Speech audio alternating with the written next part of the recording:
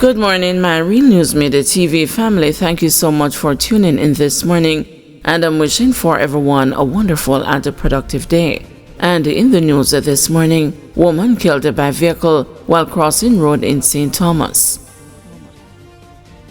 A woman has died after she was hit by a vehicle while crossing the road along Cottage Pen in St. Thomas Friday afternoon.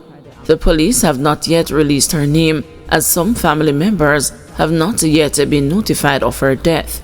Head of the Public Safety and the Traffic Enforcement Branch, Assistant Commissioner of Police, Dr. Gary McKenzie, said that the accident happened about 3:50 p.m. He said the woman, who is from the area, was taken to the Princess Margaret Hospital, where she was pronounced dead while undergoing treatment. McKenzie confirmed that the driver involved in the accident is now in police custody. The police are trying to gather some evidence from people and so on. That is the situation at the moment, he said. So far this year, 236 people have died in road accidents, compared with 234 during the same period last year. 4 charged for alleged telecommunications battery theft. The police have arrested and charged 4 men for allegedly stealing high-value lithium-ion batteries between June 27 and June 29, a development the police have described as significant progress in combating telecommunication infrastructure theft. The men were arrested in coordinated raids across Kingston, Manchester, Clarendon and Trelawney, during which several batteries valued over $1.6 million were reportedly recovered. Those arrested are 27-year-old Eric Robinson of Spanish Town Road, Kingston 13, 47-year-old Gawain Frater of Albertown, Trelawney, 37-year-old Andre Dixon of Pimento Hill, Manchester, and the 27-year-old Odin Needham of Longville Park, Clarendon, and Pimento Hill, Manchester. Robinson was charged with simple larceny, trespassing on telecommunication facility, and malicious destruction of property. Frater has been charged with receiving stolen property. Needham was charged with a conspiracy to receiving stolen property, and Dixon was charged with receiving stolen property. The police say as of April 2025, more than $120,000 worth of lithium batteries have been recovered. Head of the Criminal Investigations Branch, Assistant Commissioner of Police Wayne Josephs, said the police are ramping up their efforts against infrastructure theft. The theft of these high-value batteries not only impacts the telecommunication companies but also disrupts essential services for the public. We will continue to collaborate closely with our partners in the private sector to bring these perpetrators to justice, said Josephs. Anyone with information that can assist the police in their investigations is asked to contact the Criminal Investigations Branch at 876-929-9256, Crime Stop at 311, the National Intelligence Bureau at 811, or the nearest police station. Truck crash reduces Spur Tree Hill to single-lane traffic.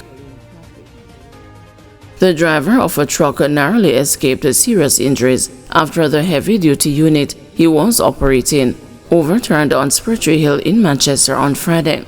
Police said about 4 p.m. the driver lost the control of the unit while going downhill, resulting in the cab of the truck being separated from the back, which was said to be filled with animal feed. The back of the unit overturned on the roadway. Passers-by quickly looted the unit.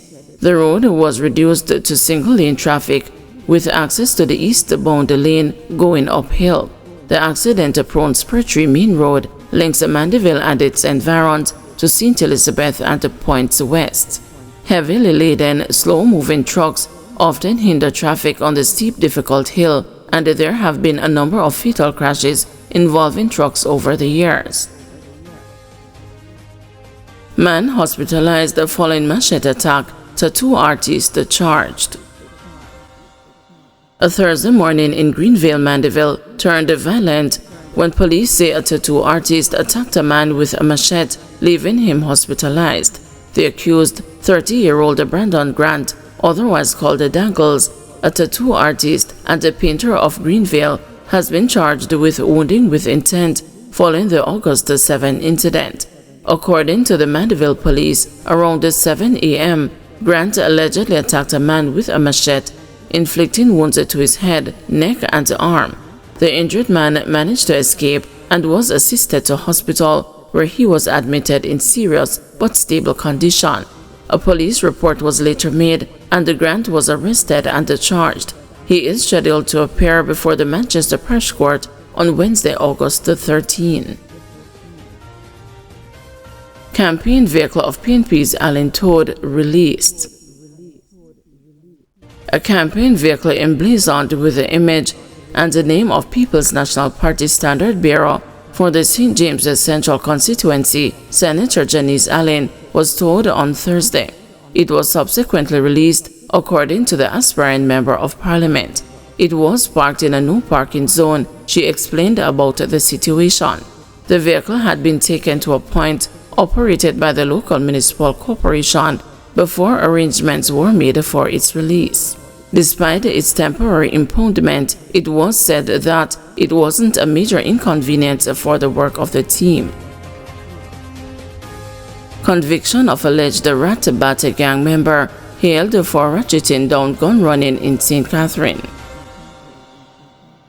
The St. Catherine South Police on July 29 marked the conviction of Darren Sims, an alleged member of the Rat-a-Bat gang, as a major success in the Jamaica Constabulary Force's sustained bid to deter the deadly trade in guns and ammunition. Sims was sentenced to life imprisonment for stockpiling ammunition by High Court Judge Lorna Shelley Williams at the Gun Court in Kingston. He is to serve 22 years before the possibility of parole. Sims was arrested by the St. Catherine South Police's Special Operations Unit on April 25 in the parking lot of a popular fast food restaurant, sitting in a car which was searched, yielding a firearm and 56 rounds of ammunition.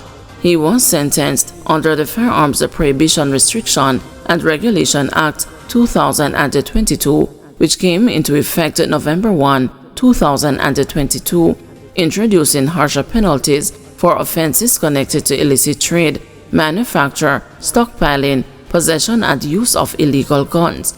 For illegal possession of firearms and ammunition, conviction can result in life imprisonment with a minimum of 15 years before parole is considered. According to police sources, the Rat-a-Bat gang and the Sims were under investigation for dealing and distributing firearms and ammunition to gangs island-wide for years. Sims' arrest resulted in a viral video of him lying on the ground screaming while the lawmen tried to restrain him. In his defense, Sims claimed the video of him screaming was not an indication of guilt, but instead fear of the police squad that arrested him. A taxi operator who was driving the vehicle was acquitted. At the lengthy trial, evidence was heard from members of the St. Catherine South Police's Special Operations Unit. The investigating officer in the matter was District Constable Jason McKay of the St. Catherine South Special Operations Unit. Evidence was also given by Constables Roshane Tyrrell, St. Catherine South Special Operations Unit, Detective Corporal Georgia Richards, St. Catherine South CIB, and the Detective Constable Shamar Johnson of the Firearms and Narcotics Division. Guys, thanks for watching. Please join us this afternoon at 2 p.m. for another news update.